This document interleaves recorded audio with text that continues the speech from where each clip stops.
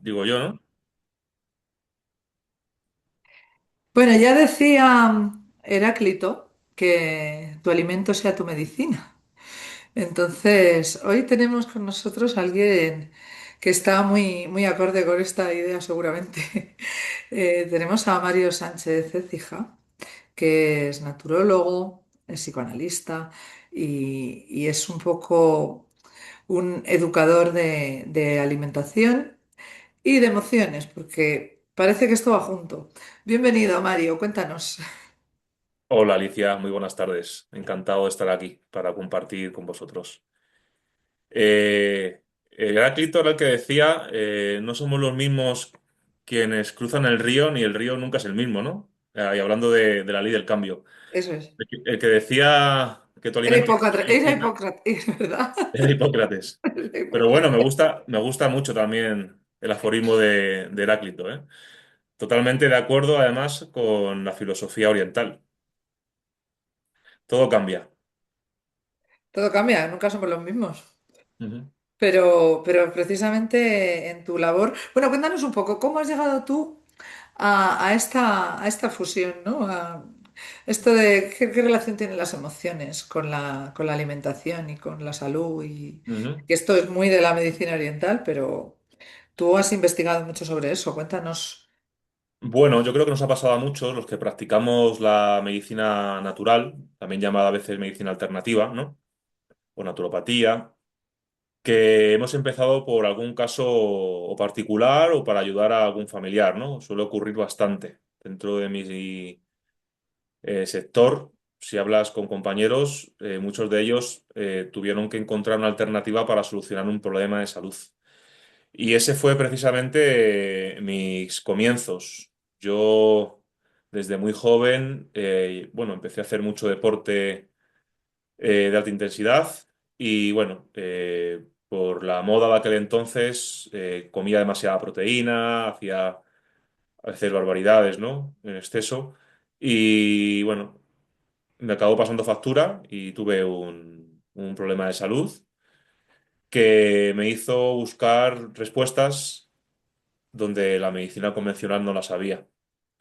Tuve varios cambios de médico de cabecera hasta que por fin di con uno que levantaba la cabeza del ordenador y te miraba, ¿no? Y te escuchaba. Así que, sin entrar mucho en detalle, a fin de cuentas, tuve que buscar en libros de medicina natural. Por aquel entonces, Internet estaba bastante avanzado y buscando por Internet y leyendo bastante, al final di con la solución, que en cuestión de 2, 3 meses, lo que no tenía supuesta solución para la medicina convencional acabó por solucionarse. Y eso me iluminó mi futuro, ¿no? En esa dirección. Y así es como empecé a estudiar medicina natural, lo que me acabó formando también en otras disciplinas, ¿no? Por ejemplo, la reflexología, la medicina tradicional oriental, el psicoanálisis también marcó un punto de inflexión en mi vida. Eh, Sobre todo, ¿no? El conocimiento sobre uno mismo me ayudó mucho a entender muchas cosas de las que me ocurrían. Y al final también acabé haciendo mi formación como psicoanalista. De hecho, fue aquí en Madrid, en la Escuela Española de Psicoterapia y Psicoanálisis con el director Juan Pundic. Y bueno, como todos nosotros, la mayoría de nosotros, yo por lo menos hablo por mí, pero sé que muchos compañeros también naturópatas o médicos de medicina biológica que practican la naturopatía, aunque tengan la formación reglada de medicina, no paramos de actualizarnos. Entonces, bueno, siempre uno sigue aprendiendo, sigue acudiendo a formación para estar al pie del cañón, ¿no? En todo lo relativo a la salud.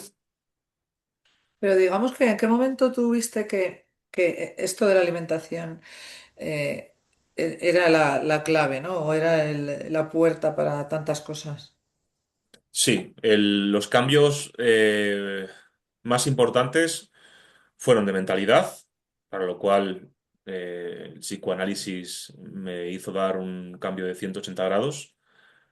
Y la alimentación, he pasado por muchos tipos de alimentación, la crudivegana, la vegetariana, la vegana, la ovolacto, eh, y finalmente la que me ayudó con otra concepción de la alimentación fue la macrobiótica, con un enfoque también de la medicina tradicional china, ¿no? Y fue finalmente la que me ayudó a estar en muy buen estado de salud. O sea, realmente esos cambios a ti te llevaron a una sanación, ¿no? Tanto física como emocional. Tuviste que ir de la mano de las dos cosas, ¿no?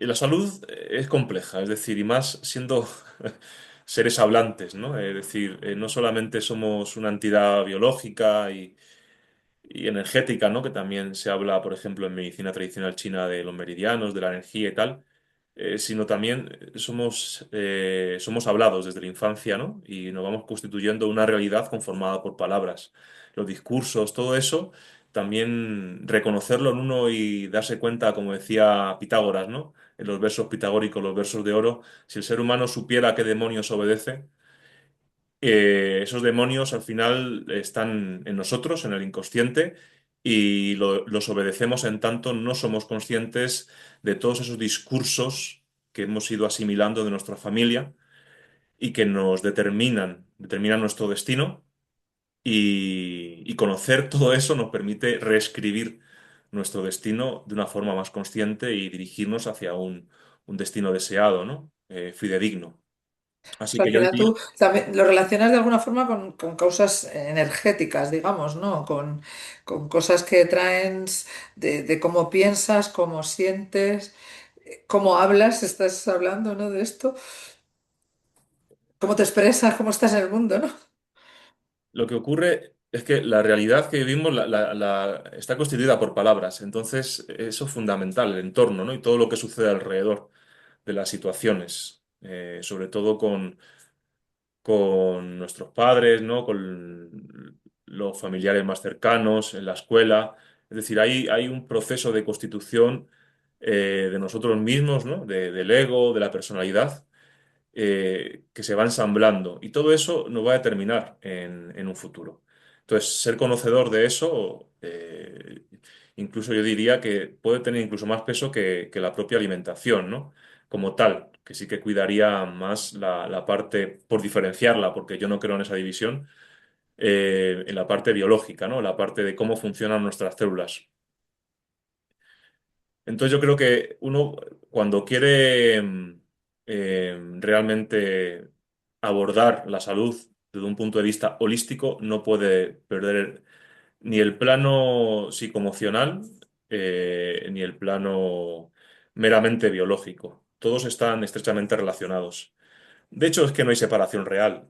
Cuando, por ejemplo, estudiamos anatomía, fisiología, bioquímica, y separamos los cuerpos, ¿no? Los sistemas del organismo, el sistema cardiovascular, el sistema linfático, el sistema muscular, el sistema esquelético.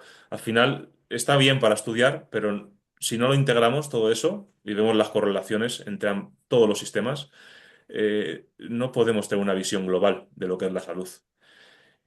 Bueno, esto es un poco lo que hace la medicina ahora, ¿no? Que ve un pie o ve un bazo, pero realmente eso pertenece a una historia, a una persona, a unas vivencias, ¿no? Bueno, tal vez eso es lo que produce cada vez la extrema especialización, ¿no? Eh, por ejemplo, esto no ocurre tanto con la especialidad, o más bien la ocupación de un médico internista, ¿no? Que tiene una visión tal vez más global de la salud. Muchos médicos, los que sobre todo están fuera del sistema, vamos a decir, de la seguridad social, que apenas les permite continuar con sus formaciones y buscar otras respuestas. Los que trabajan, por ejemplo, en medicina alternativa, medicina biológica, con sus consultas privadas, la mayoría sí que tienen en cuenta, por lo menos eso es lo que yo he podido ver a lo largo de mi experiencia conociendo a compañeros, sí que tienen una visión más holística, ¿no? De la salud. Y efectivamente, a veces esa especialización nos hace, entre comillas, curar, que no es curar realmente, es poder eliminar un síntoma de un órgano específico, de una parte específica, y no trabajar el origen del problema, que muchas veces, muchas veces no está donde se busca, ¿no? Que es en el cuerpo físico, sino más bien en todo el terreno inexplorado que es el inconsciente. Mm. Claro, eso es lo que te iba a decir. ¿Cómo enfocas tú cuando alguien viene a tu consulta la primera vez? Porque pues, seguramente viene por un problema físico, pero probablemente el origen es absolutamente emocional, ¿no? Entonces, ¿cómo enfocas ese primer acercamiento, ¿no? Primero, estar muy atento y escuchar y preguntar lo justo. Y de todo ese discurso salen perlas. Si la persona viene demandando una alimentación, obviamente vas a dar lo que la persona te está pidiendo, ¿no? Si te demanda cambiar la alimentación y el estilo de vida, pues empieza a dar lo que el otro pide. Y si la persona a lo largo de las consultas habla de un tema determinado y se puede intervenir, se interviene, pero en casos muy concretos. Es decir, si la persona viene para trabajar sus problemas a nivel psicológico y lo que demanda es una psicoterapia de orientación psicoanalítica, pues igualmente se enfoca de esa manera, ¿no?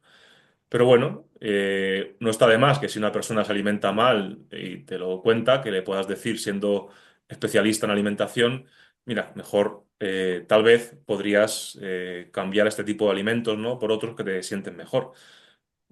Es como si uno tiene un amigo, ¿no? Y se va a tirar por un pozo, bueno, pues uno intenta siempre evitar esa situación, ¿no? Ahora bien, si el otro no está receptivo, pues se le da lo que pide y ya está. Y bueno, se le acompaña hasta donde se deja, en cierto modo, ¿no? Claro, siempre. De hecho, parafraseando, más bien citando a Hipócrates, ¿no? Ya que lo has citado al principio, también decía algo así como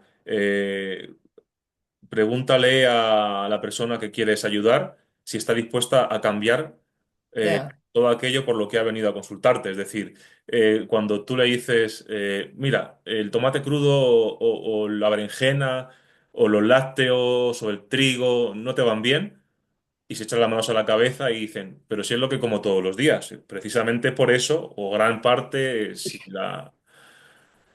los problemas fundamentalmente son derivados de la alimentación, precisamente por eso estás aquí, porque estás consumiendo alimentos que no te benefician, ¿no? Claro, es que desde tu experiencia realmente. ¿Qué alimentos tenemos que además incluso los que nos cuidamos, ¿no? Y parece que es todo sanísimo todo lo que tomamos. ¿Qué alimentos son de esos que tienen trampa, ¿no? Eso, un tomate, una berenjena, ¿cómo puede afectarte? Porque lo del gluten y tal ya está muy extendido, ¿no? Pero es que hay cosas que también son muy tóxicas y parecen que son, ¿no? No están.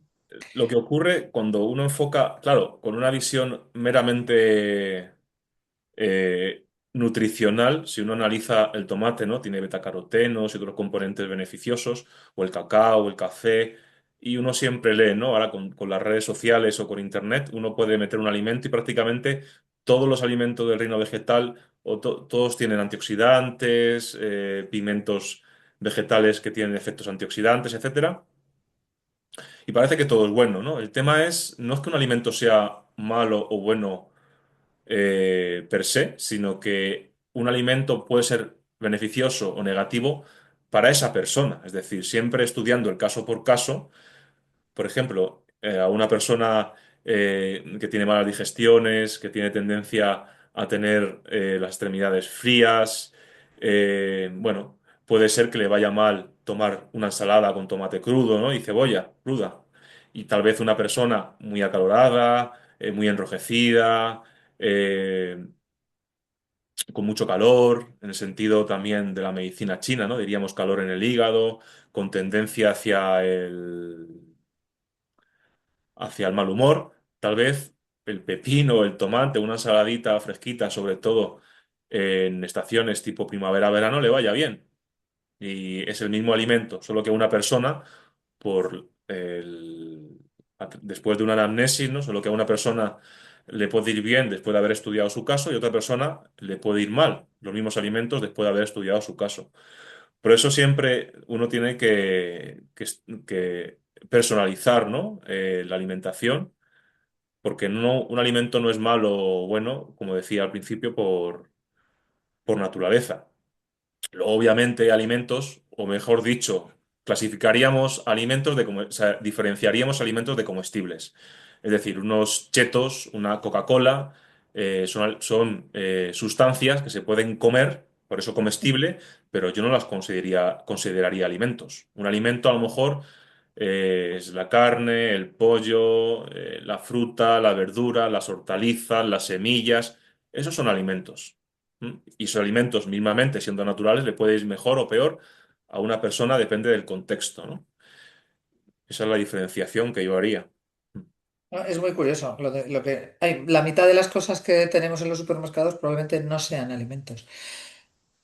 Bueno, y también en la forma en que los cocinamos. Por ejemplo, yo puedo comprar, no sé, acelgas, espinacas, cocinarlas con bechamel en una berenjena al horno y posiblemente no me den el beneficio que espero de ellas. En cambio, si las hago al vapor, que todavía no ha perdido su color, ¿no? No se ha oxidado la vitamina C, etcétera, me puedan dar un mayor beneficio, ¿no? También en la forma de cocinarlos nos puede eh, ayudar a, a sacar el mayor partido de un alimento. Eso, por ejemplo, dentro de la medicina oriental, de la dietoterapia que contempla la medicina oriental, desde el punto de vista energético, se, se contempla. Sí, pero por ejemplo, hay algunas tendencias de estas que te dicen que habría que comer, por ejemplo, un 60, un 70% de crudos, ¿no? Como dicen los ayurvedas. O, ¿no? Entonces, por ejemplo, esto, ¿cómo lo enfocas tú? Porque, claro, entre las cetogénicas, las veganas, las vegetarianas, las de los caldos de huesos, ¿qué hay que hacer de todo esto? Yo creo que hay muchas modas, ¿no? Y respecto a los porcentajes, etcétera, uno solamente puede saber lo que le va bien o mal a la persona después de haberla valorado. Si no, son, como dice el refrán, consejitos vendo que para mí no tengo. Es decir, uno no puede anticiparse, ¿no? Sin haber visto a la persona, uno no puede decir qué es lo que le va bien o qué es lo que le va mal, ¿no?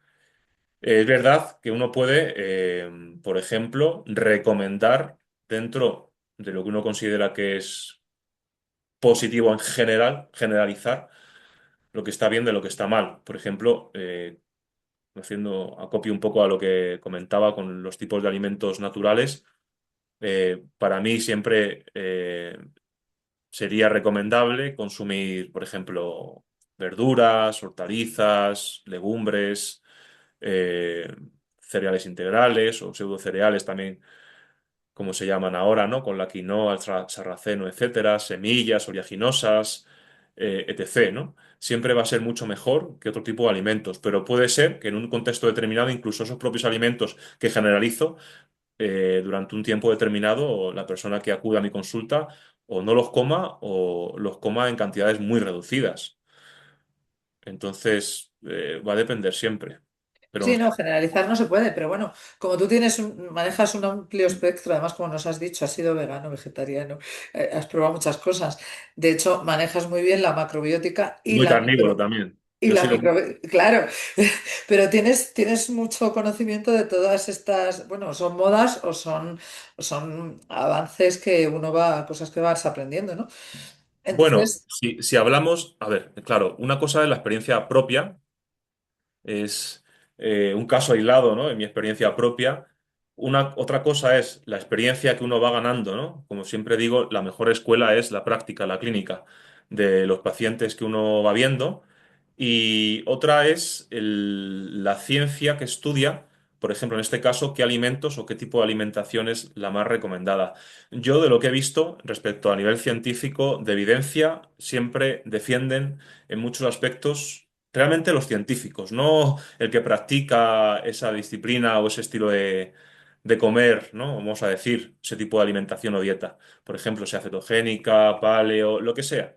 Realmente los científicos, el consenso científico en general, actualmente, eh, aboga mucho más por una alimentación vegetariana, vegana, mejor dicho, que vegetariana. O sea, una alimentación vegana a día de hoy está mucho más respaldada por la ciencia que otro tipo de alimentaciones de las cuales se habla mucho, ¿no? Como la cetogénica, la paleo. Claro, sería prescindir totalmente de los alimentos de origen animal.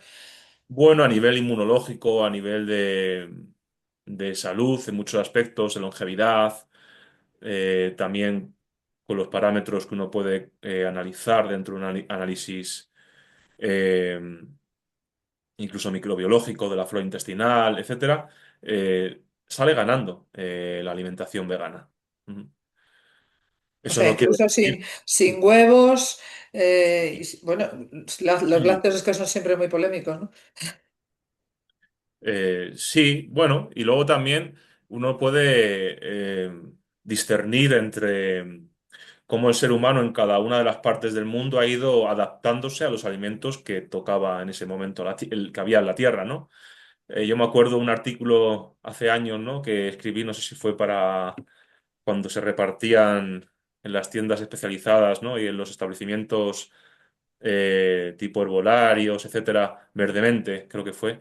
Escribí un artículo sobre microbiota y citando un estudio que lo hicieron unos investigadores de la Universidad de Roscoff en Francia sobre la microbiota de los japoneses. Decía los grandes comedores de sushi, ¿no? Cómo a través de los años el japonés promedio está mucho más adaptado para comer sushi que cualquier persona del mundo.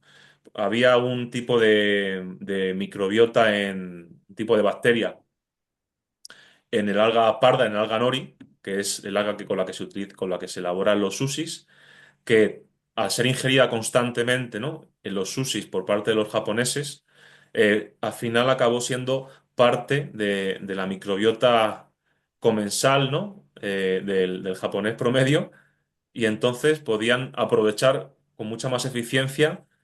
En este caso era el porfirano, que es un tipo de hidrato de carbono complejo de las algas, ¿no? Y podía esa bacteria incluso generar nutrientes a través de ese compuesto, el porfirano. Eso únicamente lo podían hacer los japoneses porque se han adaptado a ese tipo de alimento. En cambio, vemos mucha más intolerancia a la lactosa por parte de la comunidad oriental, ¿no? Y, y al contrario, vemos, por ejemplo, en zonas como Bulgaria, zonas del norte, etcétera, que están mucho más adaptados al consumo de lácteos, tipo kéfir, yogur búlgaro, etcétera. Entonces, también hay procesos adaptativos que suceden en diferentes lugares que hacen que esas personas se beneficien más de unos alimentos que otros. Entonces, bueno, pero en general yo apostaría a que, vamos, apostaría, apuesto por la dieta vegana como una de las mejores, mejores tipos, o sea, la mejor alimentación que uno podría practicar en muchos sentidos, ¿no? Por muchos aspectos a día de hoy. Bueno, realmente aquí se cumple, según lo que estás contando, somos lo que comemos, ¿no? Ajá. Eso genera emociones, genera, claro, todo lo que eres, ¿no? Sí, y lo que pensamos, ¿no? Sobre todo también. Pero a nivel de alimentación, eh, yo diría que habría que hacer una alimentación más bien vegetal que animal. O sea que bueno, contraría. Es que hay tantas tendencias ahora mismo, ¿no? Que quizá es muy Mm. difícil posicionarse, ¿no? Igual, como dices, para cada persona. No sé si de alguna forma, por ejemplo, a través de una dieta bueno, de un sistema alimenticio, realmente se pueden llegar a cambiar las emociones de alguien, las emociones, la forma de vida, Mm. no sé, Mm. la forma de estar en el mundo o hace falta algo más.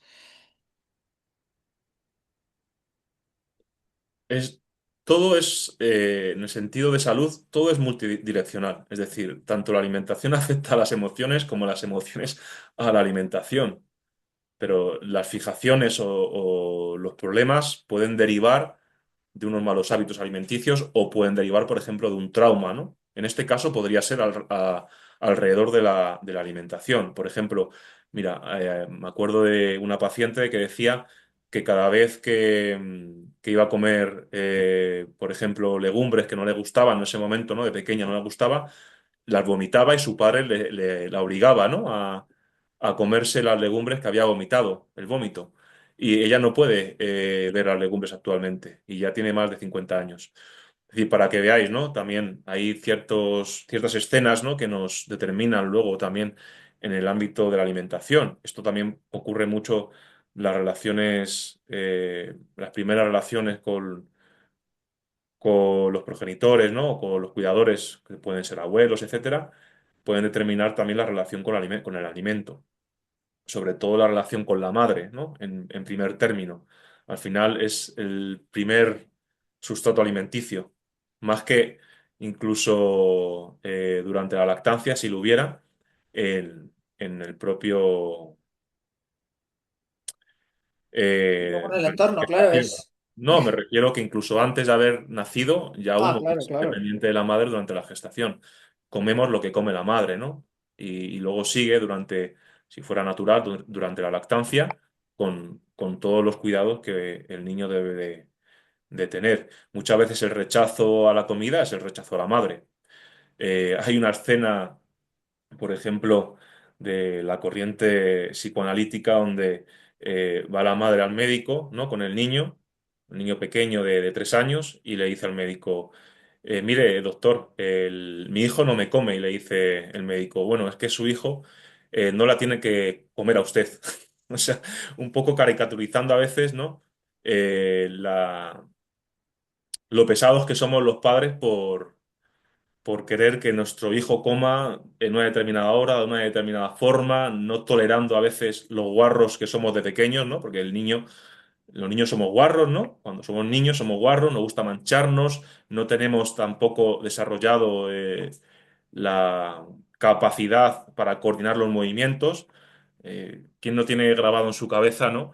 Si no es del primo o en fotos uno mismo o el hijo o el sobrino comiendo, por ejemplo, espaguetis, ¿no? De pequeños, que nos llenamos la cabeza de tomate, la cabeza, cuerpo de tomate, y luego en otros ámbitos es que el niño que ve un charco va al charco, por ejemplo, y eso, claro, al niño que se acaba de vestir de punta en blanco, que le sacan a la calle lloviendo, con barro, y se tira al charco, no es, en la mayoría de las ocasiones, tolerable para el padre, ¿no? Entonces, en relación a eso, hay muchos castigos, muchas escenas de violencia que registramos y que nos... Unidas a la comida, quieres decir, ¿no? Que están Bueno, el ejemplo de vinculadas charco a... es en otro ámbito, pero en Claro. relación a la comida ha pasado muchísimo. Yo creo que la mayoría de las personas que fueran a escuchar este vídeo pueden acreditar lo que estoy comentando. Es una escena muy típica, ¿no? El que no le obliga a comer a su hijo a gritos, o discusiones, por ejemplo, en la comida, ¿no? Entre los padres o los familiares, incluso tirarle, ¿no? Encima de la cabeza la comida por no comérsela al desayuno, las lentejas. Es decir, alrededor de esto se pueden generar muchas escenas, sí. Claro, pero fíjate que eso nos lleva a otra cosa, aparte de esto, de una mala, digamos, educación en este sentido por parte de los padres, fíjate, ¿qué piensas de la alimentación de los niños de ahora? ¿Qué va a pasar con esos niños? Porque tienen las chuches, esta alimentación que tienen a la salida del colegio que van ya con toda su azúcar, ¿no? ¿Dónde nos conduce eso? Depende. Yo con el paso del tiempo creo que la virtud está en el camino del medio, en el equilibrio. Uno a veces deberíamos de hacer muy a menudo el ejercicio de sustraernos, ¿no? Incluso de... Muchas veces actuamos por repetición, ¿no? Por lo que nos han enseñado, por lo que hemos vivido con nuestras heridas. Es decir, hay que analizar la situación global. Mucha gente se preocupa mucho de la alimentación, pero no cuida la relación de verdad con su hijo, ¿no? Es decir, es que el azúcar no es beneficioso, obviamente, ¿no? El azúcar es malo y hay el cumpleaños de un amigo en la escuela. y la mamá, ¿no? Salen todos comiendo una chuche y la mamá que tiene esa visión, ¿no? De la comida natural, etcétera, le arranca la bolsa de chuches al niño de la mano, no le deja comerse ni siquiera una chuchería, ¿no? Pues he de decir en este caso que muy posiblemente eh, en un futuro ese niño se hincha azúcar, ¿no? Cuando no esté la madre mirando. Muchas veces la prohibición estimula la transgresión. Y esto lo podemos ver, por ejemplo, con las cajetillas de tabaco, ¿no? Es decir, por mucho más que pongan fotos de pulmones cancerosos, etcétera, la gente sigue fumando, ese no es el tema. Y, y cuando nos prohíben algo, nos dan más, como más interés, ¿no? Por saber qué hay detrás de eso que nos prohíben, ¿no? O querer transgredir, sobre todo de pequeños, ¿no? Donde nos vamos constituyendo como, como personas, ¿no? Ya más maduras. En ese caso, yo diría que equilibrio, es decir, si un día se tiene que comer una chuchería, que se la coma. Obviamente luego en casa eh, va a ser diferente. Si en el día a día en el plato hay X, pues hay X. Si el niño no se lo come, no pelear. Intentar explicarle las cosas con mucha paciencia y ya está. Y si no se lo come, pues es muy difícil que se muera de hambre. Lo más seguro es que cuando tenga hambre, al final acabe comiéndoselo. Y si el niño muchas veces que le da por un alimento, esto nos ha pasado a muchos, ¿no? A los que tienen hijos, supongo que también les sonará que el niño a lo mejor le da por plátano y la mamá dice, es que mi hijo solo come plátano y, no sé, tortitas de arroz, por ejemplo, ¿no? O plátano y yogur de cabra o yogur. Pues ya está. Pues que el niño coma plátano, yogur y ya está, se le pasará la fijación por ese tipo de alimentos. Si eso va a conllevar una discusión o un episodio que pueda derivar en algo traumático, es mejor evitar esos episodios, porque en un futuro va a complicar mucho más las cosas.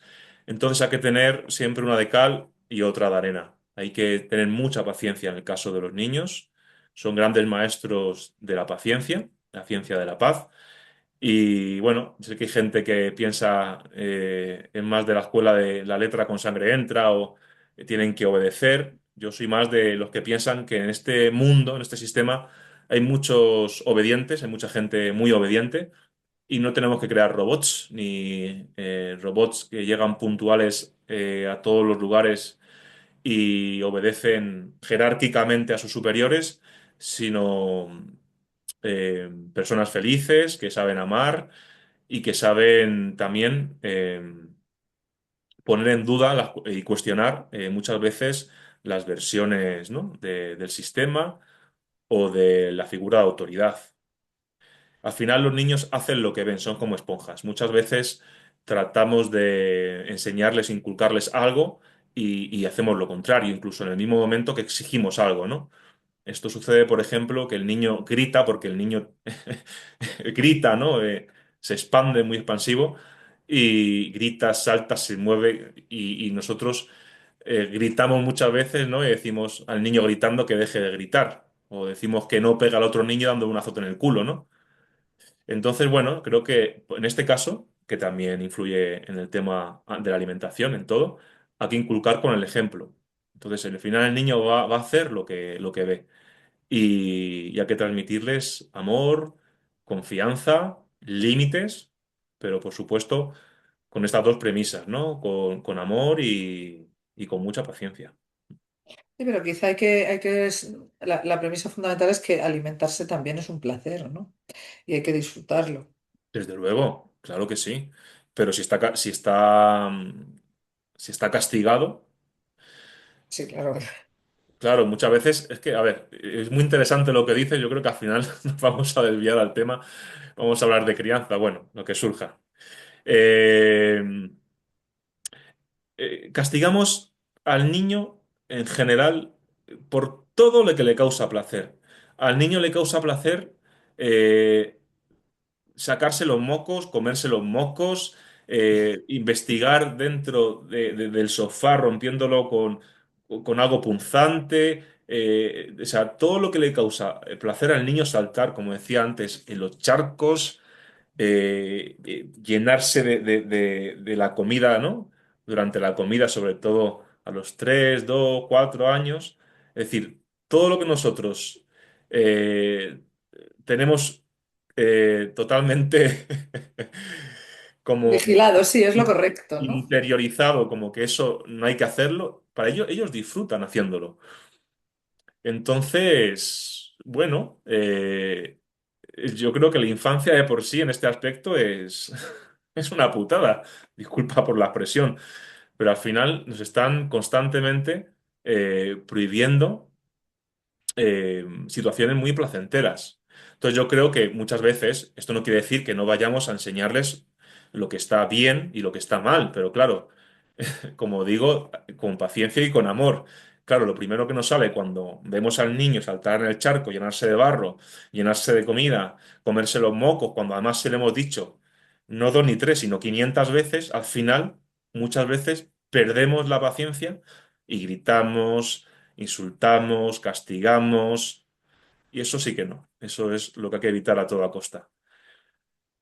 Claro, porque si no, luego eso va a tener va a necesitar una terapia emocional, ¿no? Para resolverlo.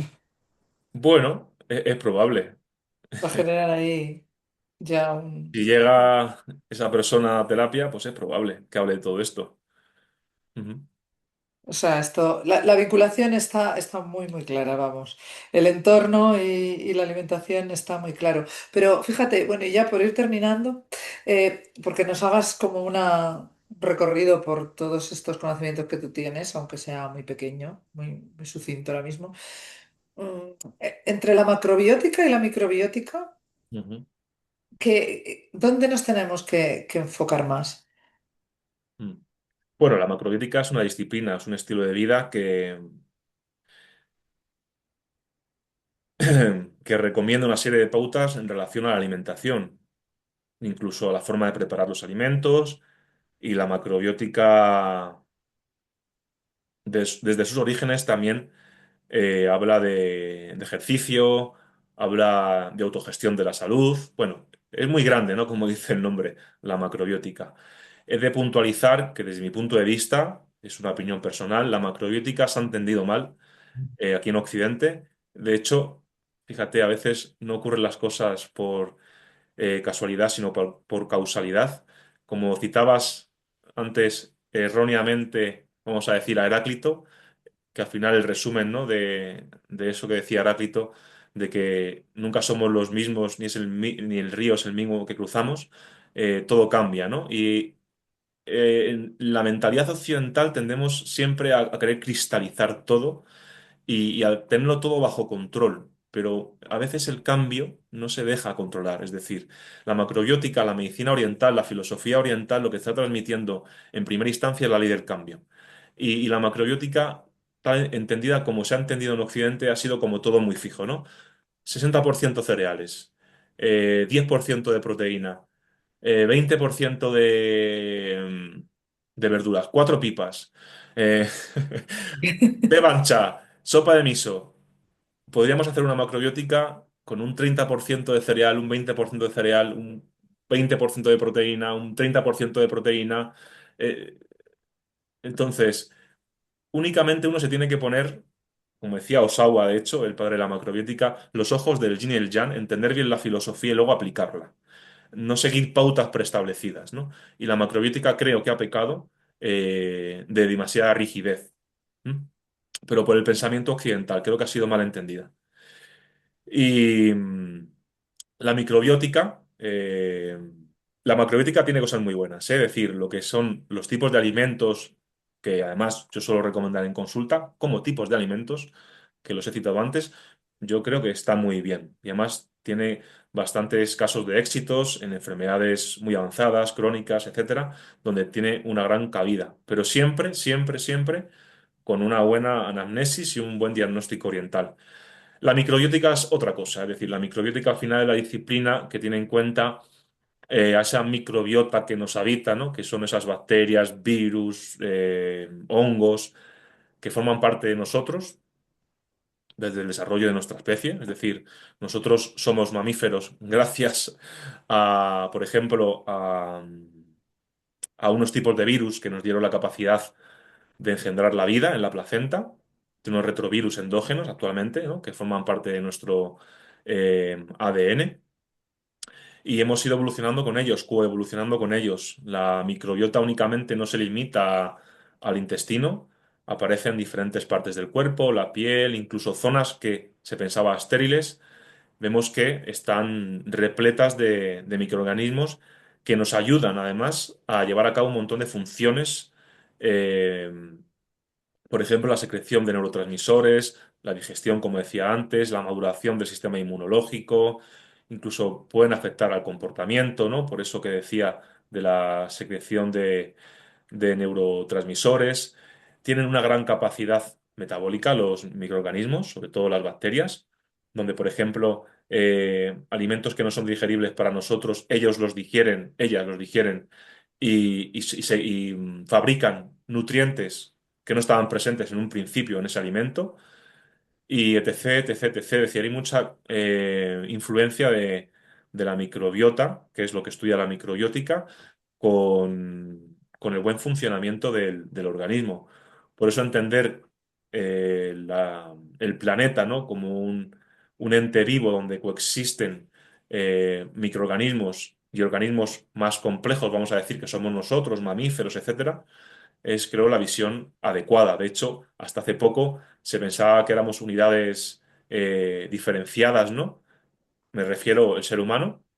Ya hace poco, no sé si fue, bueno, no recuerdo muy bien el estudio, cómo lo citaban, que hablaban así que como que somos redes biomoleculares, ¿no? De información que proviene del microbioma y información que viene del genoma, ¿no? Es decir, el ADN bacteriano y el ADN humano, ¿no? Y que todo eso da lugar a una serie de manifestaciones orgánicas que somos nosotros, comiendo, corriendo, haciendo caca, relacionándonos entre nosotros. Así que podríamos decir que la macrobiótica da unas pautas de alimentación según la medicina oriental y la microbiótica la disciplina que estudia desde una parte mucho más neutral la correlación de las bacterias con el ser humano y con otros organismos más complejos. De una forma muy diferente, por ejemplo, que lo podría hacer la microbiología clásica, ¿no? Que hace unas décadas pues nos decía algo así como que las bacterias eran como aquellos microorganismos invisibles que nos acechaban a la vuelta de la esquina para estropearnos la vida, ¿no? Y sabemos que son esenciales y que hay que cuidar de las que disponemos para poder disfrutar también de una muy buena salud.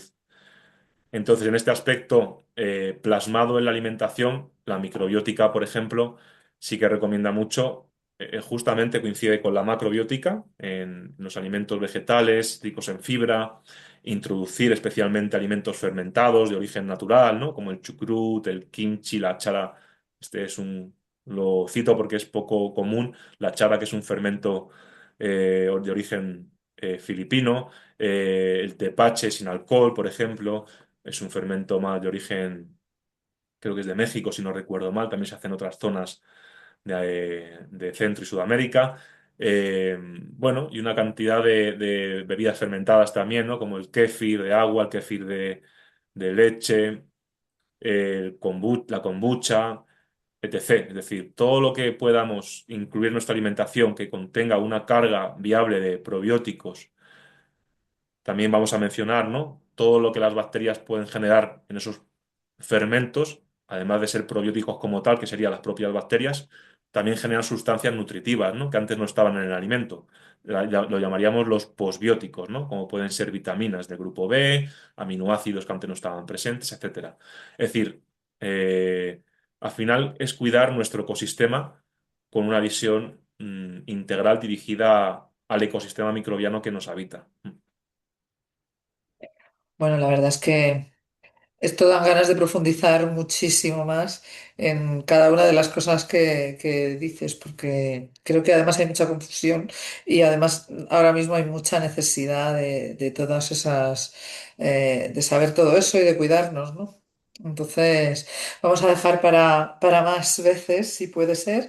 Bueno, yo desde aquí quiero, pues, por supuesto que estás invitadísimo aquí y que cualquiera que quiera acercarse a una consulta tuya, pues nada, no tiene más que llamarnos y venir a verte en cualquier momento. Así que muchísimas gracias por todo ese conocimiento que tienes del cuerpo y de la alimentación, porque al final, bueno, como todo, alimentarse es conciencia, ¿no? Entonces, creo que hablar contigo es una forma de ganar esa conciencia. Pues muchísimas gracias, Mario, por acompañarnos A ti, Alicia, y hasta pronto. a tomar conciencia. Hasta luego.